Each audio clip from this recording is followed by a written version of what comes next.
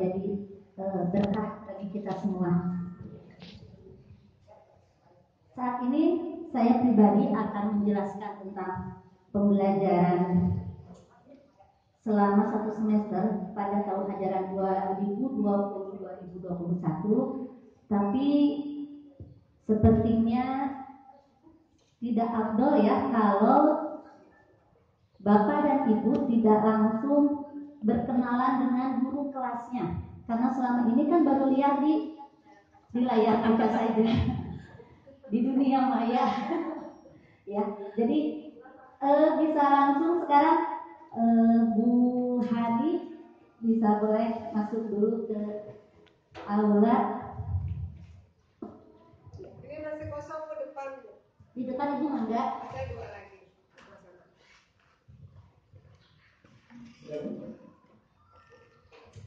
Ya.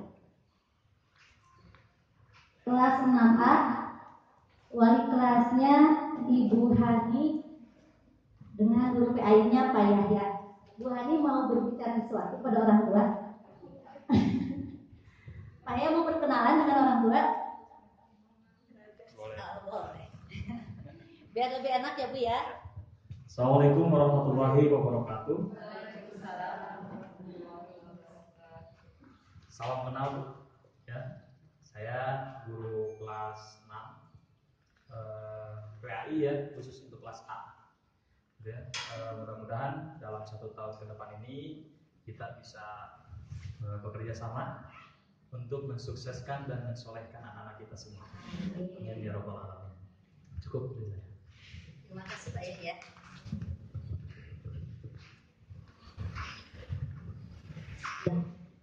Sudah cukup ya untuk kelas 6A. Selanjutnya untuk kelas 6B, wali kelasnya Ibu Deti dan Bapak Ai. Mangga Pak Ai.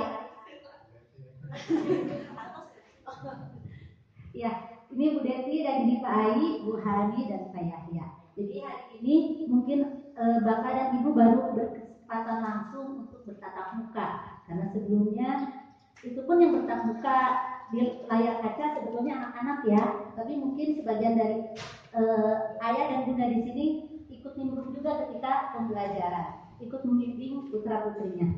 Ya, baik. Dengan kondisi seperti ini, sebetulnya kita juga bukan keinginan kita kondisi seperti ini yang mengharuskan anak-anak belajar dengan jarak jauh. Anak-anak di rumah yang sekolah yang dulunya saja, kami mengajar di kelas tanpa murid. Kami mengajar di kelas dengan papan tulis, tapi dengan bangku yang kosong tidak diisi oleh murid-murid kami. Tapi mau nggak mau, kami harus menjalankan kondisi seperti ini. Ya. Di semester ini kita menjalankan pembelajaran jarak jauh. Ini tahapan-tahapannya, proses pembelajaran. Sebetulnya ayah dan bunda juga sudah paham, karena kita sudah berjalan selama kurang lebih berapa minggu ya? 2, hampir sebulan ya. Sudah hampir sebulan kita menjalankan pembelajaran jarak jauh di semester ini. Sosialisasi, sebetulnya sosialisasi program itu sudah dilaksanakan lewat YouTube waktu awal tahun ajaran. Hanya saja kenapa sekarang dikumpulkan? Pertama, ternyata tidak semua orang tua membuka YouTube sosialisasi program SD Ibu Taimiyah. Yang kedua, masih banyak pertanyaan-pertanyaan orang tua tentang kebijakan yayasan mengenai pembiayaan dan pembelajaran juga. Yang ketiga, yang utamanya hari ini adalah akan ada pembagian buku dan LKS untuk pembelajaran putra dan putri kita. Jadi mau tidak mau, karena putra dan putrinya tidak boleh ke sekolah, jadi orang tuanya yang kami undang. Seperti itu. Sebetulnya kita nanti awalnya kita akan ada school visit, tapi seperti mungkin yang sebagian kita tahu bahwa ada sekolah yang memang kemarin jadi viral dan kasusnya menjadi kasus nasional. Ketika ada salah satu SD di Bandung yang mengadakan pembelajaran di sekolah, itu menjadi kasus nasional karena ternyata terciduk. Padahal secara kronologisnya kita tahu informasi dari pihak sekolah dan dari gurunya itu tidak tidak sengaja mengadakan pembelajaran, itu permintaan orang tua yang ingin melaksanakan kegiatan tahfiz. Karena orang tuanya di rumah kewalahan belum bisa membimbing tahfiz, jadi minta kepada gurunya untuk membimbing tahfiz karena mungkin bingung mencari tempat, jadi ke sekolah itu pun hanya beberapa orang, 5-7 orang satu hari. Tapi itu sudah belum terlaksana, baru mau dilaksanakan sudah keburu tercium. Ya, jadi untuk menghindari hal itu, makanya kalaupun ada yang memang harus dilakukan dengan pihak sekolah, itu orang tua yang di sekolah, tidak putra-putri. Ya. Kita langsung Bu, seperti yang telah kita laksanakan selama ini, pembelajaran di rumah kita mulai 7:30. Siswa sudah memakai pakaian seragam, sesuai jadwal yang sudah ditentukan di jadwal pelajaran. Kita mulai 7:30 ya. Jadi biasakan putra-putrinya yang selama hampir sebulan ini masih jam 8 lebih baru siap, diusahakan lebih pagi lagi, 7:30 sudah disiapkan, sudah mandi, sudah memakai seragam. Jangan lupa sholat subuhnya. Jadi absen nanti ke guru ada absen sholat subuh juga, ya, biar lebih terkontrol. Biasanya anak-anak kalau melalui absen ke guru jam berapa, dia malu kalau sholat subuhnya terlalu siang. Itu jadi sebagai motivasi putra-putri kita bisa sholat subuh lebih pagi, karena teman-teman lebih subuh lagi, teman-temannya melakukan sholat subuhnya saling rajin-rajin ya Bu ya. Jadi anaknya juga malu kalau misalnya terlalu siang sholat subuhnya. Mudah-mudahan jadi motivasi luar biasa buat putra-putri kita. Iya. Jam 30 itu dimulai dengan absen dan pembiasaan. Absen dan pembiasaan dilakukan lewat video call atau voice note. Ada yang lewat video call atau voice note, itu kesepakatan dengan gurunya. Jadi itu guru wali kelas yang menentukan. Video call dan voice note ada yang dijadwal, ada yang pulang dan pergi, masuk dan sebelum pulang untuk video call, ada yang masuk video call pulangnya voice note, seperti itu.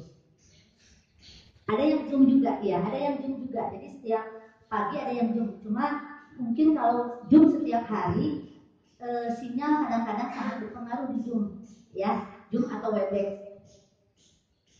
Pembiasaan itu apa saja? Pembiasaan yang dilakukan anak-anak sekarang lewat PJJ itu sama dengan pembiasaan yang dilakukan anak-anak di sekolah setiap hari ketika normal sekolahnya. Ada membaca doa pagi, Sayyidul Istighfar, baca janji siswa-siswi, Asmaul Husna dengan artinya itu rutin, kalau di kelas 2 itu rutin, dan murojaah. Cuma murojaah ini nanti di Umi, ya, tidak dilakukan di video call ketika pembukaan, karena waktu juga. Karena kita kan cuma 1 jam ya, 7:30 sampai 8:30. Sedangkan kan video call harus dibagi beberapa sesi, tidak bisa langsung satu kelas video call. Ya. Membaca doa pagi, Sayyidul Istighfar. Mungkin sebagian besar ayah dan bunda di sini sudah tahu, tapi sebagian lagi ayah dan bunda di sini, oh ternyata anak saya tiap hari membaca doa pagi dan Sayyidul Istighfar. Saya juga belum hafal, jadi ketika nanti anak-anak lupa mau mengingatkan, saya juga belum hafal. Nah, ibu sering mendengar anak-anaknya baca doa pagi dan Sayyidul Istighfar setiap hari ya, setiap hari. Nah, Pak Yahya, boleh ya kita bareng-bareng baca doa pagi dan Sayyidul Istighfar, biar orang tuanya juga ayah dan bunda di sini mengingat bisa mengingatkan putra-putrinya ketika lupa. Bareng-bareng aja ya, seperti putra-putri kita baca bareng-bareng. Mangga, biasa. Lainnya nuju. Ya, Ibu. Ibu hafal doa pagi, Bu? Ada yang hafal? Ada? Boleh dikeraskan. Gitu ya. Oh, kalau bisa Bu ditampilkan, Bu. Buat ditampilkan.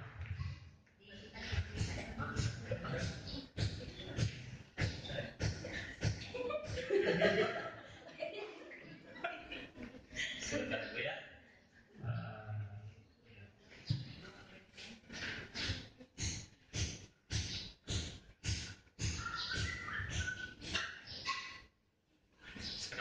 Ayo Bu, diisi aja dulu.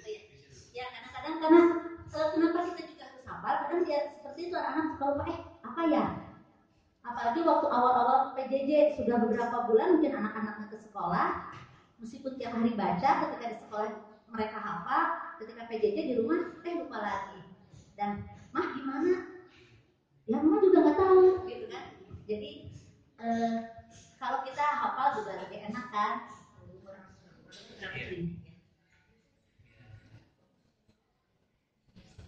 Ya, biar bisa nanti baca bareng-bareng ya. Iya. Nah nanti itu nggak perlu, nanti kita di sini baca doa pagi sama syair istighfar aja, nggak perlu baca janji siswa-siswi, ya. Nggak perlu. Walaupun tadi kata Bu Deti ceritanya ibu jadi murid, Bu Deti menyapa, tapi tidak perlu baca janji siswa-siswi. Ya. Asmaul Husna pun dengan artinya sebetulnya kalau waktunya memungkinkan itu cukup dan kita bertambah setiap hari, ya. Jadi guru membuat video Asmaul Husna dengan artinya anak-anak mengikuti dan itu cukup. Sebetulnya kita melakukan itu di kegiatan normal sebelum PJJ dan itu cukup bagus pada anak-anak untuk bisa menghafal dengan cepat Asmaul Husna dengan artinya. Karena kan selama ini kita sebagai orang tua banyak hafal Asmaul Husna tapi tidak dengan artinya. Itu pun dinyanyikan Asmaul Husnanya. Artinya enggak. Ibu mau tahu Asmaul Husna dengan artinya? Biar anak-anak juga bisa lebih terangsang, Bu Riri bisa mempraktekannya. Ya, Mangga beri ini contohnya ya. 5 Asmaul Husna awal saja, 5 saja Bu Riri. Oke, jadi tembak deh sama Bu Riri. Saya contohkan ya. Sebelumnya ada gerakannya seperti ini. Bismillah. Ar-Rahmanah pengasih, Ar-Rahimah penyayang, Al-Malik yang merajai, Al-Qudus yang maha suci, As-Salam maha sejahtera. Seperti itu. Jadi Asmaul Husnanya dibagi 5 diartikan dan dinyanyikan seperti tadi. Terima kasih. Terima kasih Bu Riri. Nah seperti itu. Dan putra-putri ayah dan bunda juga sebetulnya waktu kelas 5 melakukannya di kelas. Jadi nanti ada tambahan lagi di kelas 6. Seperti itu. Jadi nanti kalau ada waktu yang memang cukup itu nanti ditambah lagi. Ya, baik ayah bunda kita bareng-bareng baca doa pagi hari. Maka Pak Yahya. Ibu ya, ini Bu ya. Gayanya gaya siswa aja ya Bu ya. Iya tuh. Jangan mentang-mentang ibu orang tua, maaf Pak, saya orang tua. Oke. Duduk siap. Oh, langsung. Duduk siap itu begini ya Bu ya. Nah, tangan di lutut. Gitu. Karena ibu bawa tas, dipeluk tasnya aja Bu, bisa loncat. Gitu ya. Oke. Duduk siap. Bismillahirrahmanirrahim. Allahumma bika asbahna wa bika amsayna wa bika nahya wa bika namutu wa ilaikan nusur. Tepuk tangan buat semua. Kurang lebih begitu ya Bu ya. Doa tiap pagi. Sama saya istighfar Pak, kita barengan ya Bu. Oke. Oh berarti Ibu tambah saya itu istighfar.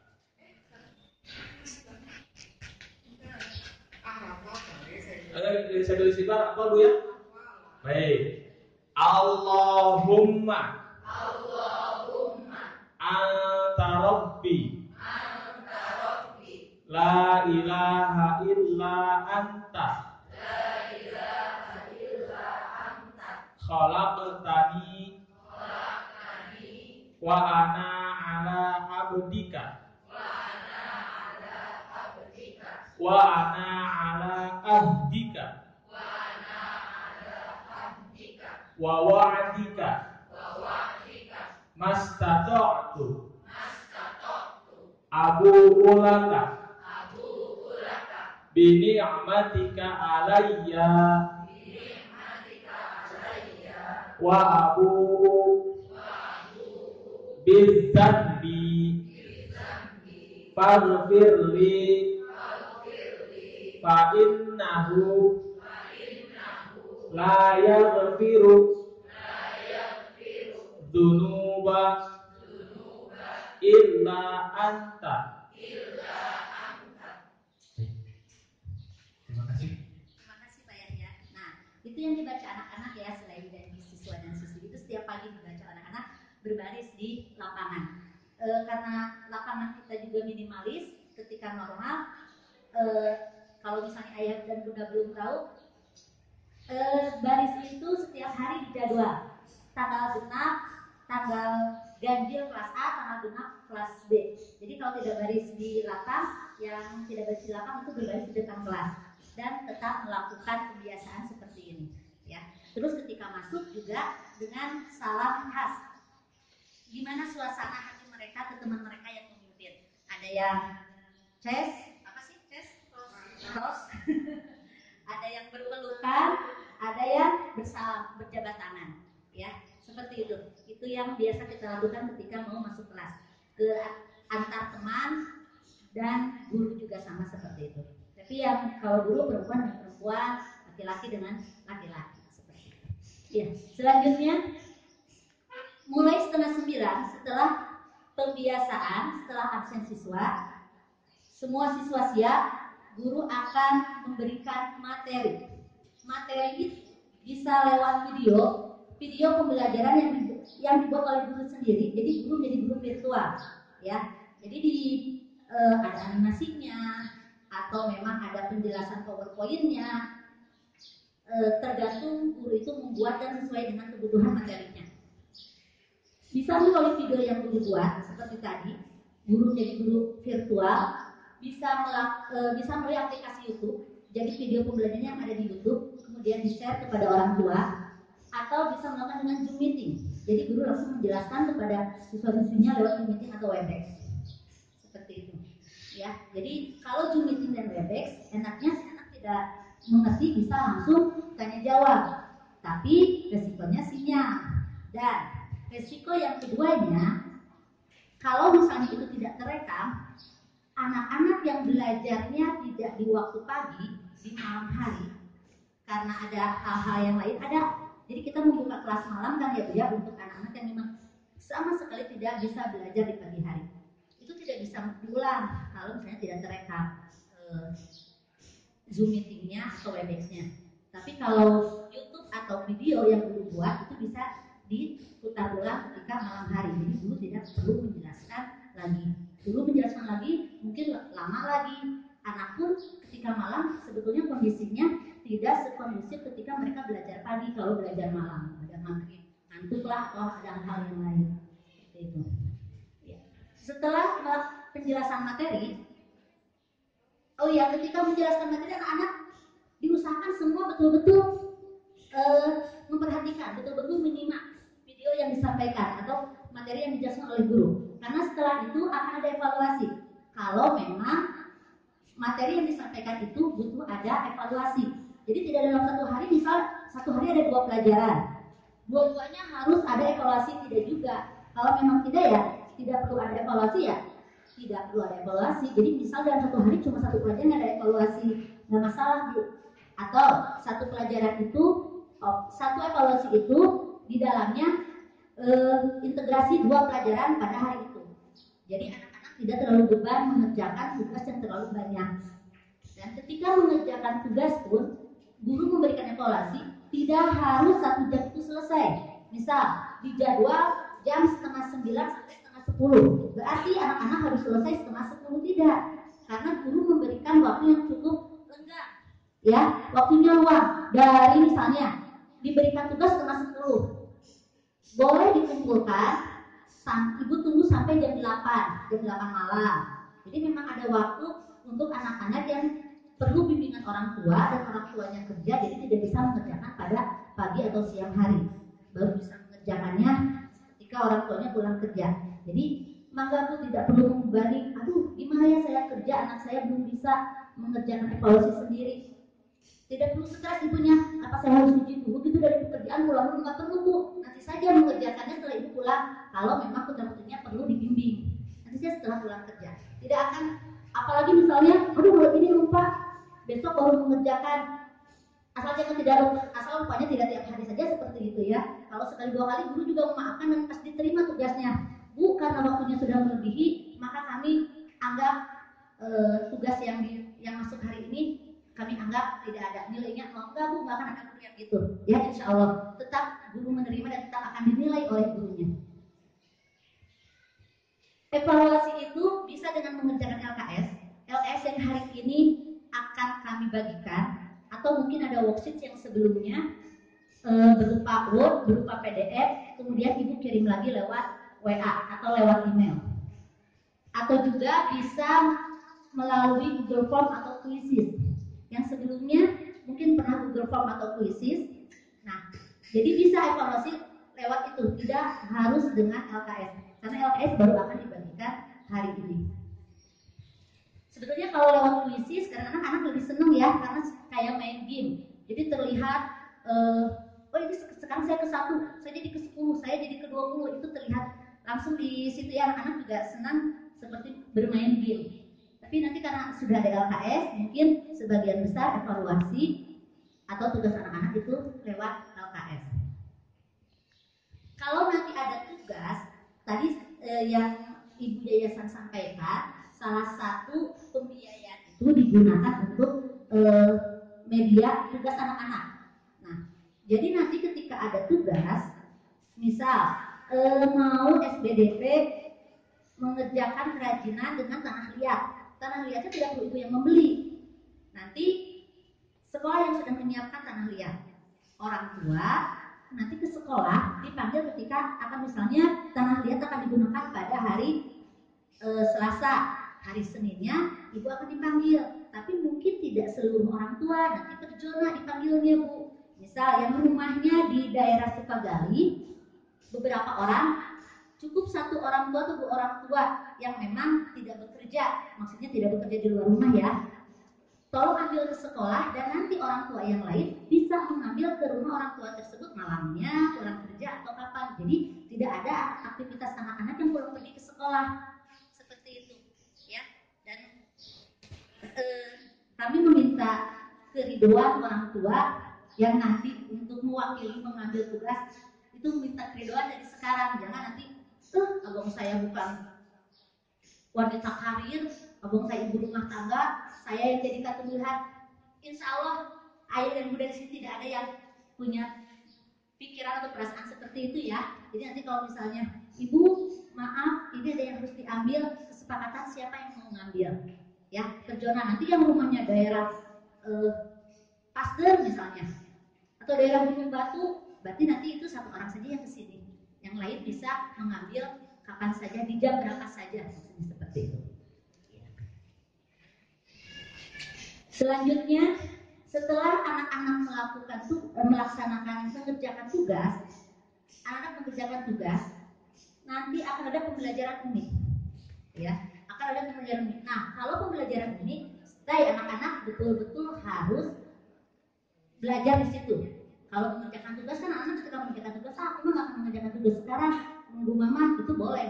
Karena berarti bisa santai dulu pada saat itu, ya, pada jam-jam itu, pada jam-jam mengerjakan tugas.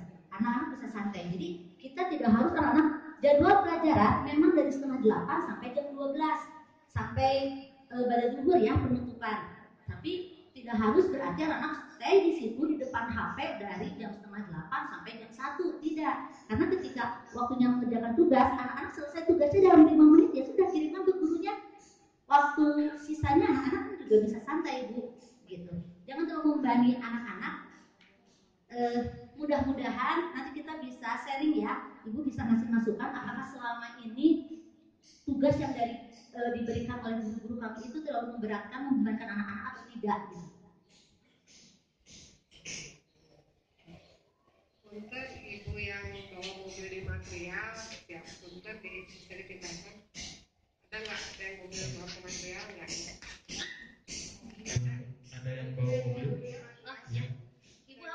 Ibu bisa diminta bantuan aja ke Alfa, nanti bilang ke parkirnya, gitu ya. Bentar deh Bu ya. Terima kasih. Oh iya, mungkin ada yang masuk ya Bu. Ada barang. Makasih Bu. Yes. Jadi Ibu tidak perlu khawatir anaknya di depan HP selama 6-7 jam di depan HP. Tidak perlu khawatir seperti itu. Kita lanjut pembelajaran UMI. Nanti bisa dijelaskan oleh Pak Wijana bagaimana teknis pembelajaran UMI. Selanjutnya evaluasi tahfiz itu oleh guru agama, atau mungkin sekarang lebih khusus lagi oleh guru UMI. Nanti Pak Wijana akan menjelaskan. Dan evaluasi materi oleh guru mata pelajaran, oleh wali kelas itu bisa lewat video call atau Zoom meeting. Itu satu pekan misalnya, minimal 1 minggu itu 1 kali kita melakukan Zoom meeting untuk melakukan evaluasi pembelajaran materi yang sudah disampaikan selama 1 minggu. Khawatir ada anak-anak yang selama 1 minggu ini sebetulnya tidak mengerti, tapi tidak mau bilang. Padahal guru pasti membuka kesempatan orang tua atau anak untuk bertanya lewat japri kalau pada hari itu ada materi yang tidak dimengerti. Insya Allah tuh guru tidak akan marah, ya. Namanya wae, ya. Insya Allah tidak akan marah. Enggak, insya Allah mereka akan membuka kesempatan untuk bertanya. Ya, next.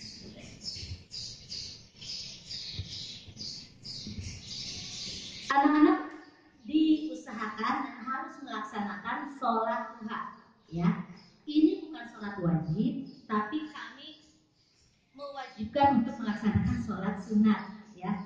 Mengharuskan untuk melaksanakan sholat sunat, sholat duha, karena mereka melakukan sholat duha ketika pembelajaran di sekolah. Jadi di rumah pun diusahakan putra putrinya tolong tetap ingatkan untuk melaksanakan sholat duha.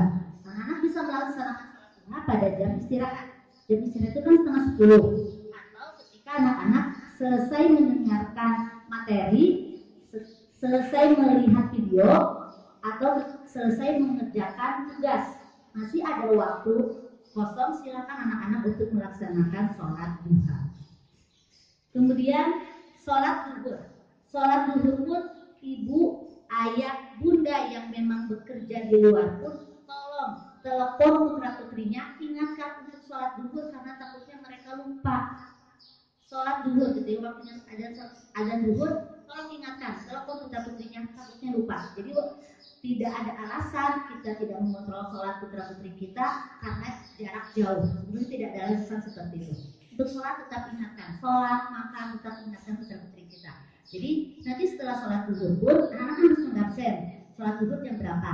Itu bisa dengan voice note, bisa dengan video call ketika nanti penutupan pembelajaran. Jadi kita akan ada penutupan pembelajaran setelah sholat zuhur. Jadi ibu setelah sholat zuhur, anak-anak jangan dibiarkan langsung kemana pergi, karena belum ada penutupan. Tapi kalau anak-anak sudah voice note, Bu, saya sudah sholat zuhur jam berapa dengan membaca doa akhir majelis, selesai. Itu baru oleh anak berarti sudah selesai pembelajarannya. Pastikan anak-anak sampai melakukan penutupan, baik voice note atau video call, tergantung wali kelas yang menentukan, ya. Pastikan itu. Ya, ini school visit. Nanti udah. School visit itu yang tadinya akan kita laksanakan. School visit akan dilaksanakan 1 minggu sekali. Kita sudah menjadwal kelas 3 hari apa, kelas 2 hari apa, kelas 6 hari apa, itu sudah ada di jadwal untuk school visit. 1 hari itu 5 orang. Jadi dalam 1 bulan 5 orang, tapi 2 sesi, 2-3 sesi. Jadi dalam 1 bulan itu anak-anak bisa 2 kali bertemu dengan gurunya, tatap muka di sekolah. Tapi ternyata itu baru bisa sampai rencana, karena ada beberapa kasus yang salah satunya tadi disebutkan, sekolah-sekolah yang terciduk melakukan tatap muka di sekolah, sehingga kami untuk mengantisipasi hal-hal yang tidak diinginkan, school visit kami pending dulu sampai nanti ada keputusan boleh melakukan tatap normal, boleh melakukan tatap muka dengan protokol yang sudah ditetapkan seperti itu. Jadi maaf ya Bu, school visitnya kita pending. Tadinya juga di school visit itu selain kita akan kangen-kangenan sama siswa, kita juga akan mengulang materi yang mereka tidak paham. Mereka bisa bertanya di sana. Terus nanti memang kalau misalnya ada media pembelajaran yang harus diberikan juga kita akan kasihkan pada saat school visit itu. Makanya tadinya kita tidak akan bisa program seperti ini, ayah bunda diundang ke sekolah, tidak, karena LKS buku pun akan diberikan ketika school visit. Tapi karena school visitnya dipending, jadi orang tua yang kami undang ke sekolah. Ini jadwal pelajaran. Ini jadwal pelajaran untuk kelas 6. Absen tadi setelah absen terus kita akan melaksanakan pembelajaran sampai setengah 10. Setengah 10 itu istirahat sampai jam 10. Silakan ibu gunakan untuk sholat duha, ya. Silakan putra putrinya sholat duha pada jam-jam istirahat ini. Ketika PJJ pun sebetulnya tidak 1 jam langsung si anak manteng terus di depan HP, tidak, ya. Sampai jam 10 istirahat, kemudian Umi 1 jam juga sampai jam 11. Jam 11 selesai Umi, jam 11 sampai jam 12 anak melakukan pembelajaran. Kemudian sholat zuhur dan penutup. Ya, jadi diusahakan, kenapa ada penutup setelah sholat zuhur? Diusahakan anak-anak sholat zuhur tepat pada waktunya. Jadi ketika penutupan pembelajaran anak-anak sudah sholat zuhur. Mudah-mudahan ini jadi motivasi pada anak-anak, karena anak-anak malu mungkin teman-temannya sudah sholat zuhur ketika penutupan dia belum. Nah, jadi mudah-mudahan ini jadi motivasi buat anak-anak untuk sholat tepat waktu, karena mungkin sebagian besar dari putra putri kita sholatnya itu sholat, tapi tidak tepat waktu. Ketika disuruh sholat tepat waktu juga pasti banyak alasannya, ya. Orang tua banyak yang ngomong, aduh susah disuruh sholat zuhur jam 2 baru mau, disuruh dari adzan jam 2 baru nurut gitu.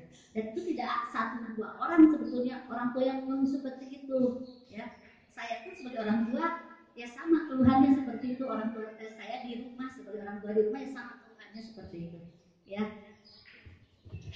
Nah, sebetulnya penutup itu tidak selalu jam 1, tidak selalu selesai jam 1, karena kita juga disesuaikan dengan adzan zuhur, ya. Kalau misalnya adzan zuhurnya jam 12, setengah 1 kita sudah mulai bisa penutupan.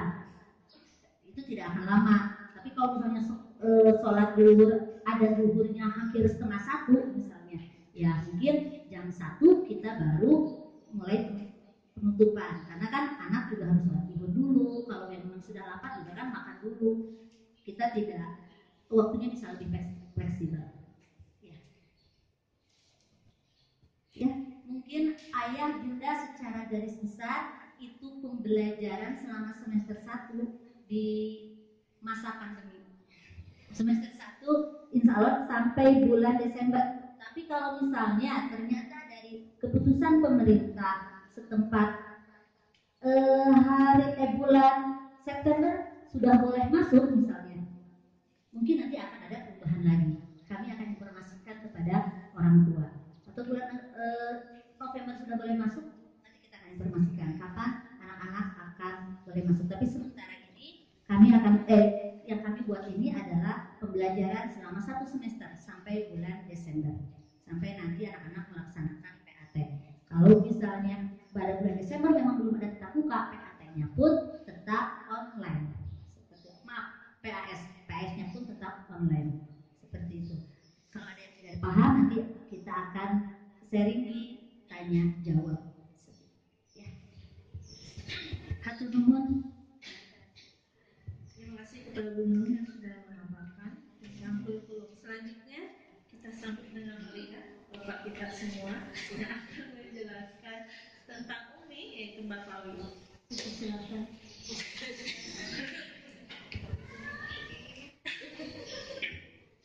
Bismillahirrahmanirrahim. Ayah bunda, izinkan saya untuk menjelaskan mengenai metode Umi pada masa PJJ ini. Untuk metode Umi sama seperti seperti bertemu langsung offline, hanya tingkatan-tingkatan yang 7 itu tidak dilewati, seperti halnya pembukaan, mulai gurunya salam, kemudian berdoa, kemudian persepsi, kita menghafal hafalan yang telah lalu, yang jauh maupun yang dekat. Penambahannya pun diberikan contoh oleh gurunya, bisa langsung online, bisa lewat voice note. Mengapa contoh itu diperlukan? Untuk menjaga tartilnya. Hal ataka hadithul ghasyiyah. Kalau bisa gurunya itu dengan online supaya gerak bibirnya itu terlihat oleh muridnya. Jadi itu tetap diberikan contoh untuk menjaga tartil. Kemudian penanaman konsep, pemahaman konsep, dan evaluasi pun itu anak harus setor setiap hari kepada gurunya, walaupun dengan seusah mungkin tetap harus setor. Yang paling deg-degan di metode Umi ini adalah saya, karena banyak yang daftar ujian. Setelah saya berikan keringanan untuk voice note, ternyata hasilnya kurang memuaskan, maka saya tidak kabarkan kepada teman-teman, kepada orang tua. Orang tua nanya terus, apa hasilnya? Kalau itu dalam hasilnya tidak keluarkan, saya dulu. Saya bilang hasilnya tidak enaknya, orang tua ingin tahu. Makanya karena pertimbangan semua itu, apapun alasannya saya minta kepada Bu Lina dari Bu Yayasan untuk ujian Umi harus bertemu langsung dengan kami di kantin atau di masjid. Jadi tadi pagi ada 2 siswa, 3 siswa yang ujian Umi. Saya sekarang bisa menentukan lulus dan tidaknya. Kalau voice note itu bisa direkamnya bolak-balik, tergantung halusnya, bisa gitu ya. Saya rekam itu dengan HP yang canggih mal bagus. Kemudian Bapak Ibu, ini kelas 6 semua ya. Kelas 6 itu belum semuanya munaqashah, masih ada yang terpapar di jilid 2 jilid 6. Tetapi bagi mereka yang sekarang sudah gharib dan tajwid, mungkin mereka akan kebagian munaqashah, bahkan ada program pasca munaqashah. Ini hanya untuk motivasi saja bahwa program pasca munaqashah itu ada 2. Pertama lari ke tahfidz, kedua lari ke terjemahan. Tetapi sebelum tahfidz dan terjemahan sebenarnya ada program yang sebentar tetapi bisa menentukan masuk pesantren dengan cepat, yaitu program Imla Mulyasar. Jadi kalau ibu dan bapak disuruh coba tuliskan alhamdulillahirabbil alamin dengan tulisan kita tanpa melihat apapun. Saya yakin hasilnya beda-beda. Ada alhamdulillah, ada alhamdulillah besar, macam-macam. Kita dengan teknik Imla Mulyasar itu anak sudah pandai didikte, diimla, menuliskan bahasa Arab. Nah setelah itu kemudian dibagi 2 programnya. Ada yang tahfidz, ada yang terjemahan. Yang tahfidz itu khusus yang tahfidz program setelah munaqashah.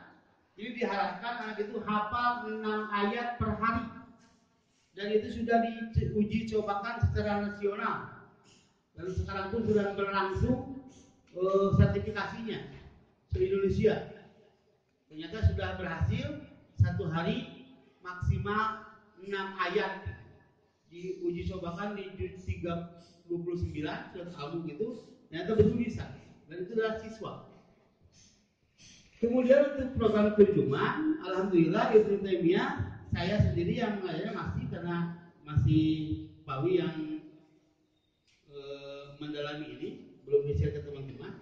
Baru ada 4 orang siswa kelas 6 sekarang yang ikut program terjemahan.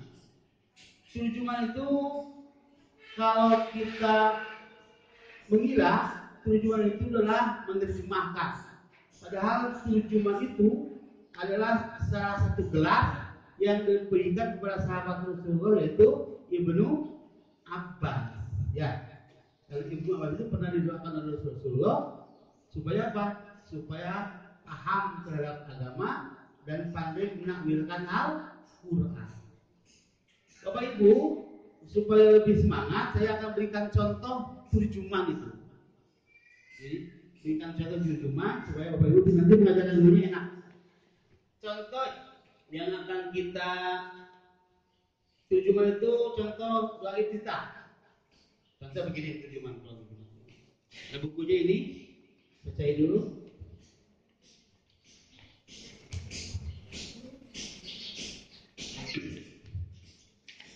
Nah, bukunya seperti ini.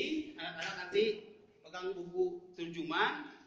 Dan terjemahan ini yang kami sudah sertifikasi itu 4 jilid. Satu terjemahan jilid 1 mengenai bacaan sholat. Yang kedua doa sehari-hari. Ketiga zikir ba'da sholat. Keempat surat An-Nas sampai Ad-Duha, berbagai jilid itu. Jadi An-Nas sampai Ad-Duha itu diterjemahkan di luar kepala oleh anak-anak. Dan ternyata setelah kita belajar itu, Pak Wisri mengalami bahwa sholat itu ada rasa sedikit khusyuk karena kita mengetahui maknanya. Contoh begini contoh aja dilihat di doa iftitah ya yang kita pakai itu terjemahan itu sendiri bayangannya.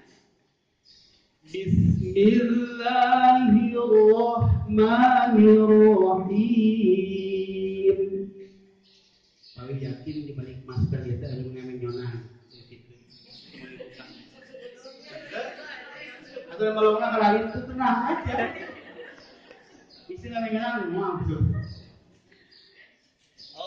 Allahumma ba'id baini wa baina khotoyai. Jadi bacanya itu harus tartil sesuai standar umi. Allahumma ba'id baini wa baina khotoyai tidak. Tapi Allahumma ba'id baini wa baina khotoyai. Allahumma ya Allah, ba'id jauhkanlah baini antaraku wa baina dan antara khotoya ya kesalahan kama ba'atta bainal masyriqi wal maghrib, kama sebagaimana ba'atta engkau menjauhkan baina antara al-masyriqi timur wal maghribi dan barat, kama ba'atta bainal masyriqi wal maghrib, sebagaimana engkau menjauhkan timur dan barat. Seperti itu. Mulak bagi orang tua. Saya punya murid orang tua umur masih muda, mulak susah. Tapi kalau dia anak-anak itu cepat. Anak-anak kita akan tahu artinya bacaan sholat, doa setelah sholat dengan dalilnya semua yang ada di kita ajarkan ada dalilnya. Zikir ba'da sholat, kemudian juz 30 sampai Ad-Duha dulu. Bahkan program selanjutnya nanti anak itu akan belajar tentang sholat dengan turjuman. Jika anak kepada ibu turjumannya belum selesai dan ingin selesai, maka bapak dan ibu harus masuk di SMP Muhammad SMP Ibnu Taimiyah. Ayat maka itu akan lanjutkan tujuannya sampai programnya selesai. Doakan dia biar ada ya. Ibnu Taimiyah. Amin ya rabbal alamin. Itu atau satu lagi doa setelah adzan. Ternyata setelah dikaji, doa setelah adzan itu pahalanya luar biasa. Pokoknya anak-anak yang sudah terjemah ketika adzan berkumandang dia akan diam. Karena halak syafaati yaumul qiyamah. Dia yang membaca doa setelah adzan akan mendapatkan syafaat dari Rasulullah SAW di hari kiamat. Itu diartikan secara terang oleh anak-anak. Allahumma rabb hadhihi da'wati tammah. Artinya juga Allahumma ya Allah, Rabb Tuhan hadihi ini ad-da'wati panggilan at-tammati yang sempurna. Ulangi per kalimatnya. Allahumma rabba hadhihi da'wati tammah. Ya Allah, wahai Tuhan pemilik panggilan yang sempurna ini. Wassolatil qa'imah, wassolati dan solat, al-qa'imati yang ditegakkan, wassolatil qa'imah dan solat yang ditegakkan, sampai wab'athu maqamam mamnu'an ladzi wa'adta. Ibu pernah belajar mengartikan bacaan doa syahadat? Bacakan dan mendiam. Anak-anak kita insya Allah, makanya berikan semangat di rumah untuk mempercepat itu. Sekarang alhamdulillah target kelas 3 sekarang sudah pada bagus. Mereka mungkin akan bisa memilih antara tahfidz dan turjumah. Nah, setelah itu anak-anak bisa, nanti akan panjang lagi tentang program-program Umi ini. Makanya untuk program Umi sendiri, mohon dukungannya dari ayah bunda, anak-anak untuk selalu senantiasa semangat membaca Al-Quran dengan tartil dan benar membaca Al-Quran. Nah itu ayah bunda sejelas tentang program Umi. Pokoknya di PJJ sekarang sampai September mudah-mudahan dapat masa enak-enak darah gitu, offline gitu daripada online yang isin pamente udah gitu. Pas di rumah ulah kan kamera cuma mau ulah itu. Ayo kamera digoyang-goyang wae. Penting ngaganggu teh teh. Tegak ucap urut. Nah seperti itu. Jadi mudah-mudahan program Umi ini walaupun PJJ seperti ini tetap melejit, tetap cepat. Dan mohon bantuannya kepada ibu bapak untuk menyemangati anak-anaknya untuk belajar Al-Quran. Kalau mereka sudah beres gharib dan tabid, mereka munaqashah. Setelah munaqashah ada program yang luar biasa, imtihan. Mereka akan dibawa ke sebuah gedung, di mana kurang beberapa ibu akan ditanya oleh publik. Jadi itu membuat kita bangga bahwa anak kita betul-betul mampu membaca Al-Quran dengan tahfidz. Setelah itu ada program tahfidz dan program terjemah. Jadi nanti kalau tahfidz dan terjemahan belum selesai, harus kemana sekolahnya? Ke SMP, mungkinnya ayat aja. Doain aja mudah-mudahan ya. Itu Bapak Ibu, ada yang pertanyaan? Nanti dulu ya pertanyaan.